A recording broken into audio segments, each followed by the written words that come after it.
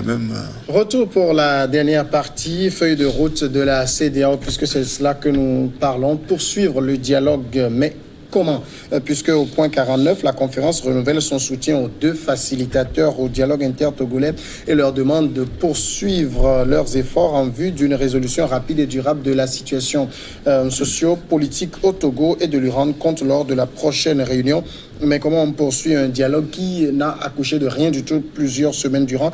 Mais on était en train, Horus, d'écouter votre réponse. Mais en fait, pour moi, les deux camps ont décidé d'une date. Ça veut dire qu'en réalité, la logique voudrait qu'ils aient discuté de tout. C'est-à-dire que ce soit de la CDI, la structuration, de comment, du processus par lequel... Parce que du processus par lequel ça va se passer. Parce qu'en réalité, s'ils ne l'ont pas fait, c'est que ça serait un réel manque de maturité. Le vrai problème, ça va être au niveau des bases. Et le parti UNIR, lui, en réalité, était dans une dynamique électorale depuis. Ouais. Donc, les sympathisants sont mobilisés. Voilà, ils se sont préparés à ces échéances. Ce n'est pas le cas de l'opposition, qui a une branche radicale qui, elle, ne se voit pas participer à ces élections. Donc, le grand défi, ça va être pour cette opposition de rester unie. Ensuite, de convaincre son électorat d'aller aux élections alors que cela n'a pas été vendu. Et ensuite, un temps soit peu, de pouvoir remporter des places lors de ces élections. Donc, le combat va se passer beaucoup plus politiquement. Mais structurellement, la logique veut que s'ils aient décidé de cette date du 20 décembre, ça veut dire qu'en off, entre eux, ils ont déjà structuré, discuté des principaux points et de la manière dont cela doit se faire. Alors, Jean-Paul, si on prend simplement le point 42C qui dit la recomposition de la Cour constitutionnelle pour notamment revoir sa composition et limiter le nombre de mandats de ses membres. La Cour constitutionnelle, c'est l'instance qui valide les candidatures. Donc, dans les législatives, cette Cour sera sollicitée. Ça veut dire qu'on doit vider ce point avant les législatives du 20 décembre. Je ne veux pas faire une interprétation anticipée ou erronée, mais pour vous dire toute ma pensée, personnellement, je ne suis pas convaincu que toutes les réformes qui ont été annoncées dans ce communiqué soient réalisées avant la législative. La structuration même du communiqué me fait penser qu'il y a d'abord la question des législatives, pour laquelle il a été demandé une révision intégrale de la liste, et puis il y a la question des réformes. La question des réformes peut-être une partie ou en tout ou partie peut être connue après les législatives.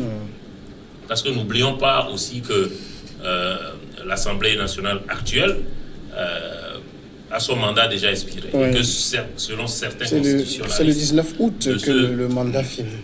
Le 19 août, oui. 2018. Donc, de toute façon...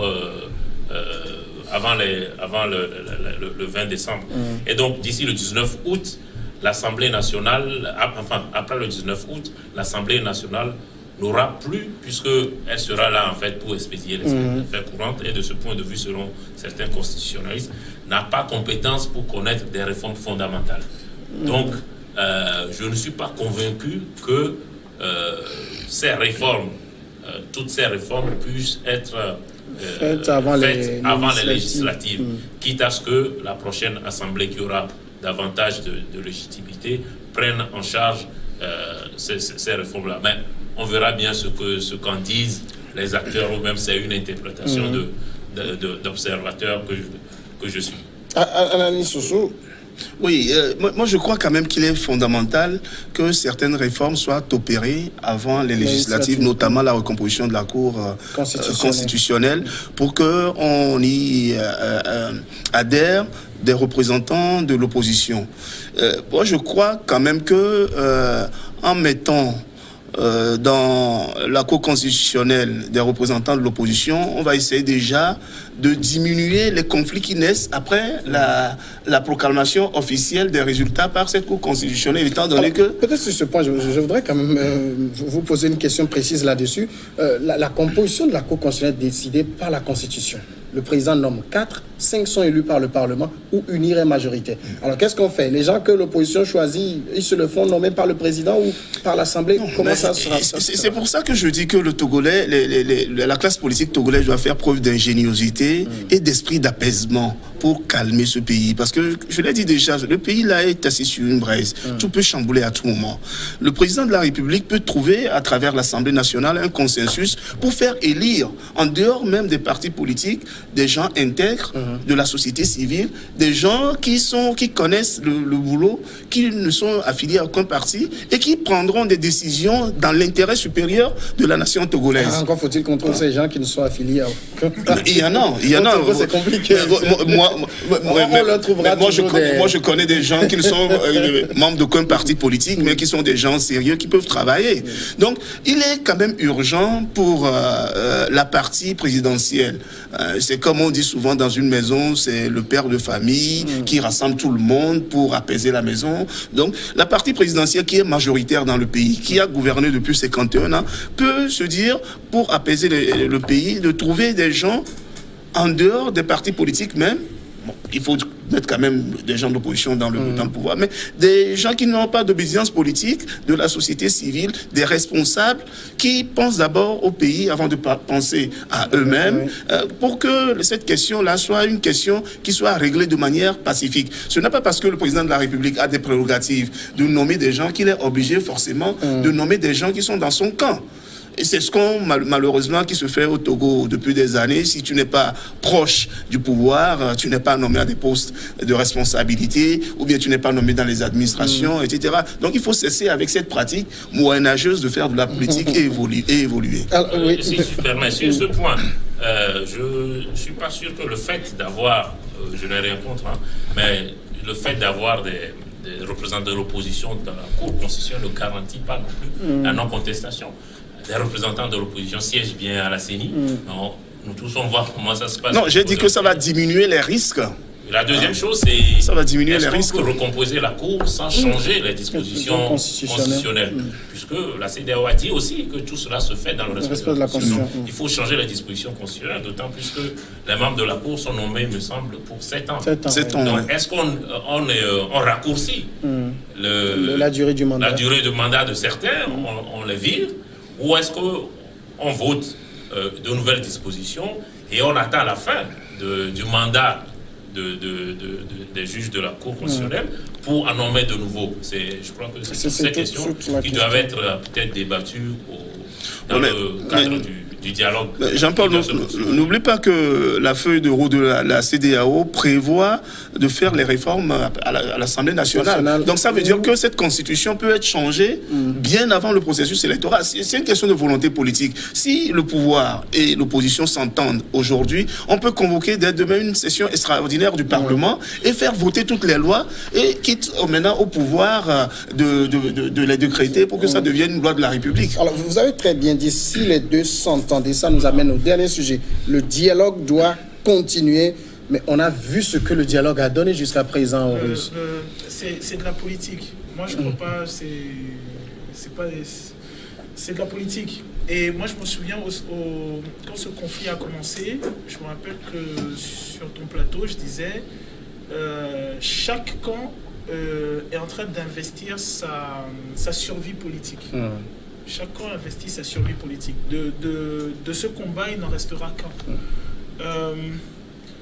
Maintenant, on est dans la finalité. Je me dis, stratégiquement, si cela est d'un point de vue stratégique, oui, il y aura un conciliabule. On essaiera de faire en sorte que cela... Parce qu'en réalité, au sein de la plupart des pays africains, l'idée, en somme, est de pouvoir faire des élections apaisées, un processus apaisé. Grosso modo, tant que c'est calme, il n'y a pas de problème. C'est un peu l'architecture globale. Mais, il ne faut pas se mentir, je pense que si le parti UNIR a la possibilité d'éclater, de fracasser la C14, il n'hésitera absolument pas. C'est de la politique. C'est-à-dire qu'il n'y aura pas d'état d'âme. Et c'est à ce niveau-là, c'est à ce niveau, après ces recommandations de la CEDEAO, que justement, on va voir où se situe la capacité de résilience de la C14. où se situe, comment on appelle, la force de communication, la force d'organisation de la C14. Si, après avoir vendu un certain nombre de choses et de ne pas les avoir obtenues, elle est capable de remobiliser autour d'elle pour aller accueillir un certain nombre de choses. Sinon, non, moi je ne crois pas. Un certain nombre de mesures d'apaisement se feront tout simplement parce que stratégiquement, elles sont utiles. Mais une fois qu'elles ne seront pas utiles, avec la frayeur qu'a eu ce parti, le parti UNIR, cette année, non, je ne la vois pas. Si elle a la possibilité d'écraser ceux qui me font peur, je ne la vois pas les ménager. Alors, Jean-Paul, quelqu'un disait une phrase qui m'est revenue à l'esprit, que ces deux partis ne dialoguent pas, ils débattent. Alors, donc, finalement, comment le dialogue continue? On va voir sous quelle forme. Mais nécessairement, il va bien falloir dialoguer, parce qu'au-delà de ce que la CEDEAO a recommandé, il y a la mise en œuvre concrète des choses. Recomposition de la Cour constitutionnelle, on en parlait tout à l'heure. Comment, avec qui, etc. La question même des élections, on en a parlé du découpage électoral, etc. Toutes ces questions, il faut à un moment donné en discuter et à défaut d'en débattre. Donc je pense que c'est pour ça que la CEDEAO a invité les acteurs à opérer ces réformes au sein de l'Assemblée nationale pour justement imposer un dialogue.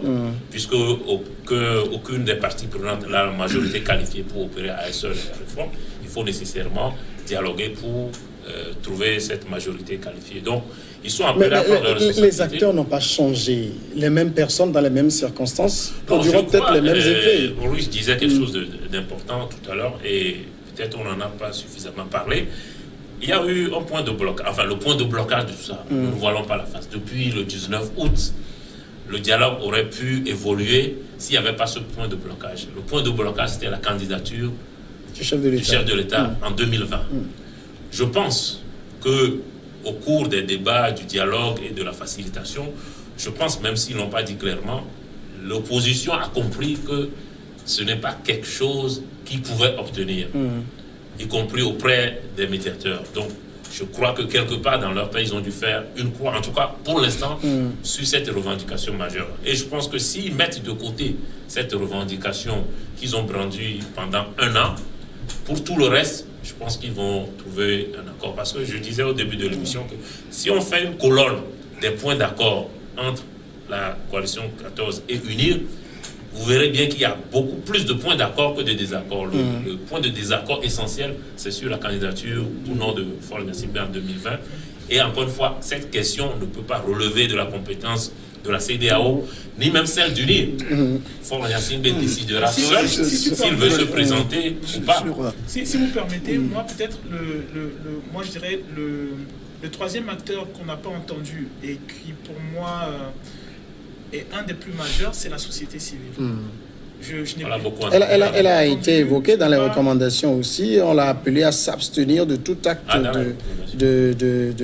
et propos susceptibles d'alimenter de nouvelles tensions et compromettre les efforts en cours. Je pense que dans les semaines à venir, je pense que ce qui va être intéressant à observer, c'est le comportement de la société civile togolaise. Parce qu'en réalité, je pense que c'est elle dans son ensemble, de manière grossière, qui a fait en fait qu'on a eu ces deux frictions entre ces deux groupes. Sinon, avant les manifestations du 19, bon, c'était peinard, l'opposition. Il a fallu qu'il y ait toute cette mouvance, les mouvements de la diaspora, les sociétés, les divers groupes et tout ça. Donc, je suis quand même curieux de savoir dans 1-2 semaines qu'est-ce qui va se profiler à l'horizon, d'autant plus que l'opposition s'appuie beaucoup sur cette société civile.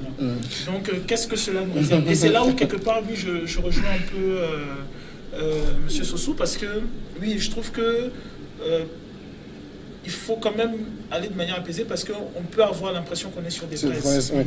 Je veux quand même dire un mot sur le dialogue, si ça va continuer ou pas. Cela dépendra de dans quelle forme? Oui, cela dépendra de la posture que la coalition d'opposition va adopter.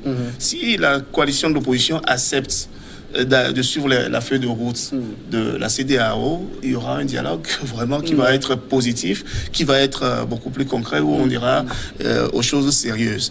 Mais si d'aventure elle dit non, c'est là où on aura encore un dialogue de sourds. Ils iront s'entendre pour se dire qu'ils ne vont pas s'entendre.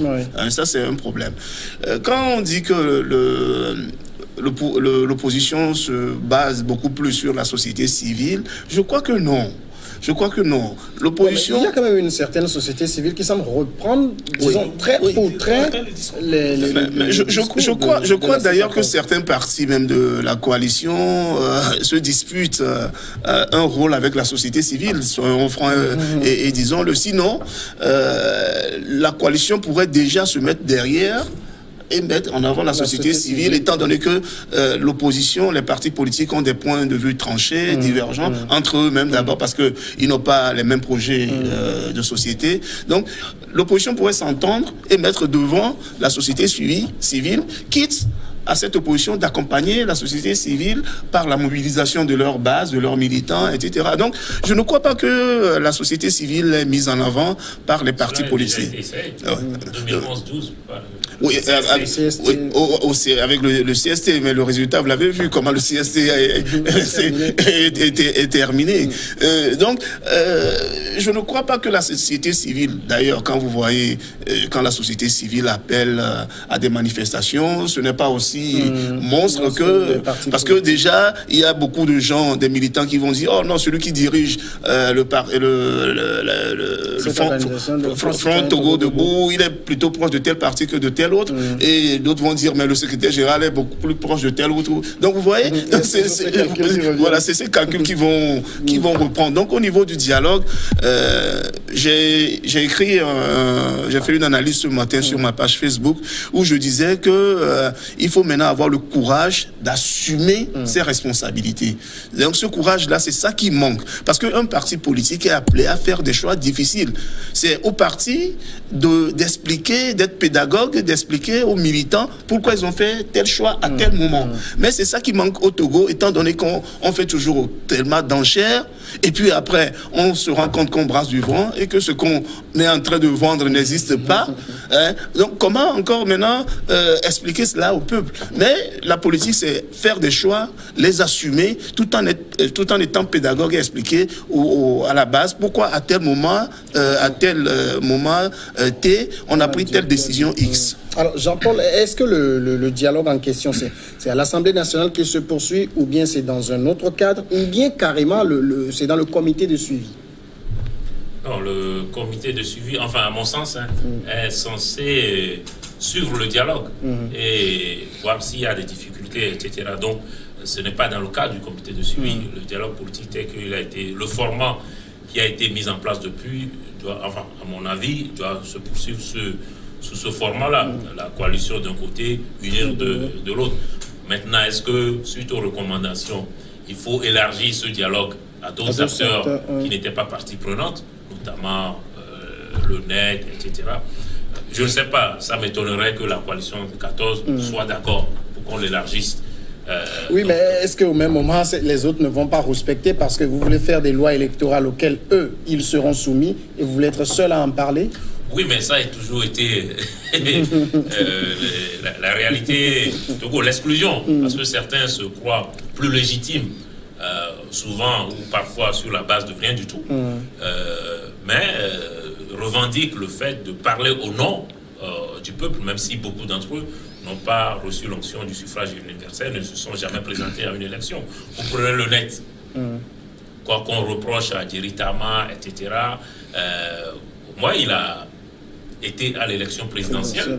Et même les législatives de 2013, il a obtenu des suffrages.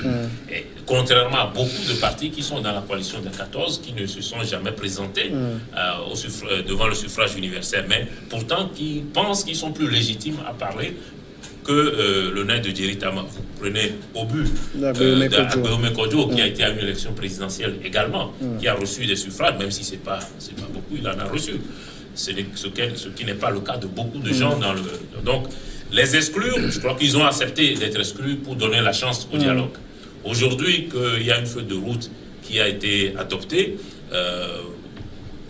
Enfin, moi je pense qu'il faut élargir le dialogue à eux. Maintenant, si ça doit constituer là aussi un point de blocage, vaut mieux s'en tenir à ce qui a été le format jusque-là. Non, mais je voulais dire quand même que l'opposition togolaise n'a jamais exclu un parti au dialogue. Ils ont dit, hein, je me rappelle bien que si Unir veut les mettre de son côté, il est libre de les exclure. Donc ce n'est pas une exclusion. Donc il appartient à Unir de dire bon d'accord, Monsieur Tama, Monsieur Agbeome, etc. Ben voilà, venez comme des opposants. Voilà, venez de notre côté. Donc c'est pas, je crois d'ailleurs que c'est Unir qui les a exclus même du dialogue. Mais pourquoi il ne les a pas pris avec lui pour aller au... Ils sont pas du pouvoir, ils sont des opposants. Ça dépend. Alors justement, puisque nous parlons de ce format-là, Horus, si on a un format où on continue avec les mêmes acteurs, est-ce qu'on n'aura pas les mêmes résultats? Parce que je l'avais déjà dit, est-ce que ce n'est pas maintenant que le plus difficile commence?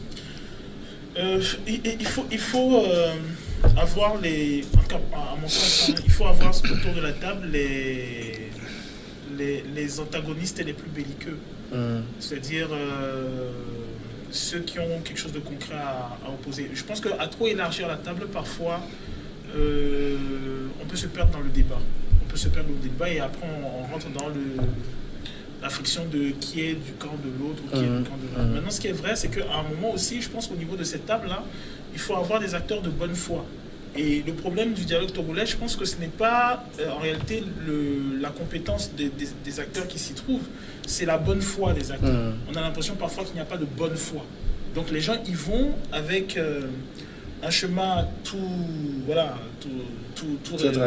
tracé et ne sont pas décidés à faire certaines concessions. Alors le problème qui se pose, c'est que les concessions dont on parle, ce sont des concessions qui vont dans le sens de la restructuration du pays. Beaucoup d'acteurs, à mon sens, prennent des prises de supposition par rapport à l'électorat, c'est-à-dire par rapport à leurs prévisions au niveau des élections et tout ça. Donc, je pense qu'il serait intéressant... Malheureusement, effectivement, oui, on va se retrouver avec les mêmes acteurs, mais je pense que justement, il faut que ces acteurs vident le pu. Il faut qu'ils vident le pu, il y a des recommandations, il faut qu'ils avancent. Anani, surtout par rapport à ces recommandations de la CEDEAO, est-ce qu'il appartient désormais au pouvoir de prendre un nouveau projet de loi pour entériner tout ce qu'il y a à faire et l'envoyer rapidement, ou comment on procède? Oui, mais c'est clair qu'il appartient au pouvoir de prendre la main sur les recommandations en envoyant à l'Assemblée nationale un projet de loi de révision constitutionnelle et de faire un travail aussi au niveau de la coalition, c'est-à-dire les partis membres de la coalition qui ont des représentants à l'Assemblée, de faire un travail auprès d'eux pour qu'ils s'entendent sur l'essentiel pour éviter le référendum au pays. Moi, je crois que c'est ça, parce que le référendum, si on l'organise, ça va entériner à coup sûr la feuille de route de la CEDEAO, mais il appartient aux acteurs politiques et surtout à Unir d'approcher la coalition, de leur faire des propositions concrètes pour qu'ils s'entendent à l'Assemblée nationale pour adopter les tests. Il peut y avoir des imperfections, mais demander à la coalition aussi de faire des propositions, ce qu'ils veulent, et trouver un consensus sur ces propositions et le mettre dans le test pour aller plus vite, parce que le délai imparti par la CEDEAO, si on doit suivre ce calendrier-là, est vraiment ténu, ce délai est ténu. Donc il ne faut plus lésiner sur les moyens. Il faut d'abord que les égos démesurés, ceux qui sont tellement imbus de leur personne, puissent se revoir leur comportement et se dire que ce qui est essentiel, c'est d'abord le Togo. C'est ça qui est plus essentiel que tout le reste. Dans le processus, Unir, eux, ils sont prêts à aller aux élections. Dans le processus, ils ont toujours été dans c'est les opposants qui ne veulent pas aller aux élections. Mais c'est pour ça. Oui, à la base, c'est pour ça que je disais, c'est pour ça que je demandais que le pouvoir prenne la main pour les approcher à trouver un consensus sur les tests. Une fois que ce consensus est trouvé entre eux, je crois que on peut voter même pas acclamation en ce moment-là pour que ça passe. C'est le bon chemin, c'est au pouvoir maintenant de prendre les choses en main, de proposer. Oui, si la révision doit passer par l'Assemblée nationale, d'ailleurs, même si c'est pas un référendum, c'est le pouvoir qui a la main. Donc c'est au pouvoir de prendre l'initiative de la révision constitutionnelle à l'Assemblée nationale. Et espérons que, pour une fois, les leaders politiques de l'opposition, surtout des partis parlementaires, auront le courage d'assumer leur engagement. Si, effectivement, ils valident la feuille de route, d'assumer leur position. Ça a été dit tout à l'heure, c'est eux les leaders, c'est pas la rue. Ils font croire que c'est ce que la rue dit. Non, c'est à eux d'expliquer un certain nombre de réalités à la rue et d'expliquer, d'être pédagogiques sur leur position, sur ce qui est faisable, ce qui n'est pas faisable. C'est pas à la rue de leur dire. Et puis, lorsque vous réunissez 5000 personnes à Cassimé ou sur le terrain des Glons à Benigrato, ça, ce n'est pas représentatif de ce que l'opinion veut. Donc, tu as une machine qui calcule le nombre de personnes qui assistent à ces... On ne va pas faire un débat de nombre de manifestants. Parce que le fait de dire qu'en réunissant 5000 personnes, parce que moi j'ai assisté à des manifestations où il y a quand même des milliers de personnes dans la rue. Donc 5000, c'est des milliers. Je voulais dire des centaines de milliers d'ailleurs. Peu importe le chiffre, même si c'est 100 000 personnes, je ne pense pas que c'est représentatif des aspirations de l'ensemble du pays. Ce n'est pas parce que vous avez réuni 100 000 personnes que vous pouvez prétendre parler au nom du peuple. Parce que dans le même temps, il y a d'autres 100 000 autres personnes qui ne pensent pas comme les 100 000 autres que vous avez réunis. Donc, c'est à vous de prendre des positions par rapport à un certain nombre de réalités et de les assumer et d'expliquer ça au peuple. Et j'espère que ça va être le cas dans les prochains jours, en espérant que tout le monde se débarrasser de toutes ces contingences et aller vers l'essentiel pour qu'on sorte définitivement. Pendant ce temps, aux Russes, ce qu'on attend de la coalition, c'est de faire preuve d'esprit d'ouverture? Alors, je ne sais pas, est-ce qu'on peut parler d'esprit d'ouverture? Je pense que si on en est venu aux résolutions, c'est que ils ont fait preuve d'esprit d'ouverture, sinon on n'aurait pas eu les résolutions. Donc ils ont participé à des débats, ils ont participé à un dialogue, ils ont eu un certain nombre de prétentions. Ils en ont eu certaines parce qu'au début des manifestations, on voulait justement le mandat de Tour, un certain nombre de trucs, et c'est ce qui a été obtenu. Maintenant, c'est vrai que la principale sur laquelle tout le monde achoppe et qui est... on va dire qui est la plus grosse, n'a pas été obtenue. Donc oui, non, ils ont participé au dialogue. Maintenant, le problème, c'est surtout au niveau de leur base. Au niveau de leur base. Et justement, si on s'entend sur le fait que leur base est importante, oui, je suis curieux de voir comment un peu ils vont le gérer, parce que ce n'est pas ce qui a été vendu pendant, qui a été obtenu. Peut-être par rapport à... Parce que je vois souvent ce débat qui porte sur le nombre de personnes qui sortent et qui manifestent, qui seraient représentatives ou pas. Souvent, je résume en disant que si les gens n'étaient pas sortis dans la plupart des pays d'Afrique, y compris au Togo en 90, on ne serait pas là en train de débattre. D'accord. On serait toujours sous une dictature. Merci beaucoup, Russe Donkovi. Merci à Jean-Paul Agbo, et Alani Sossou. Merci à vous d'être passé dans cette émission. Merci à vous qui l'avez suivi également. Merci. On va se retrouver demain sur le même plateau avec d'autres acteurs.